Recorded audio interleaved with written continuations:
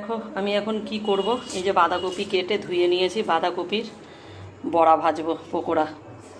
একটু পেঁয়াজও কুচিয়ে নিয়েছি। আর কি দিয়ে করব দেখো, লঙ্কার গুঁড়ো দেবো আর ময়দা দিয়ে করব। নুন দেবো, হলুদ দেবো, দেখতে থাকো। সব কিছু দিয়ে আগে মাখি। দেখো লঙ্কার গুঁড়ো দিয়েছি, নুন দিয়েছি, হলুদ দিয়েছি। আর এবারে ময়দাটা দেব, দিয়ে ময়দাটা দিয়ে মাখবো ভালো করে, তারপরে ভাজবো। দেখো বন্ধুরা, মাখা হয়ে গেছে আর পুরো ওই বাটির এক বাটি ময়দাই আমার এর মধ্যে লেগেছে। আর এখানে দেখো তেল আমি বসিয়ে দিয়েছি। এবারে আমি এইভাবে নিয়ে বড়াগুলোকে ভাজবো।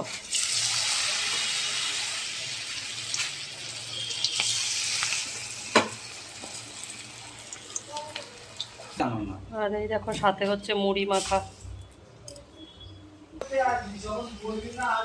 দেখো এবার এটাকে আমি এই যে উল্টিয়ে দিলাম। আর এই যে দেখো মুড়ি মাখাটা ছেলে মেখেছে। আর এখানে বড়া ভাজা বন্ধুরা, দেখো বড়া ভাজা হয়ে গেছে বন্ধুরা।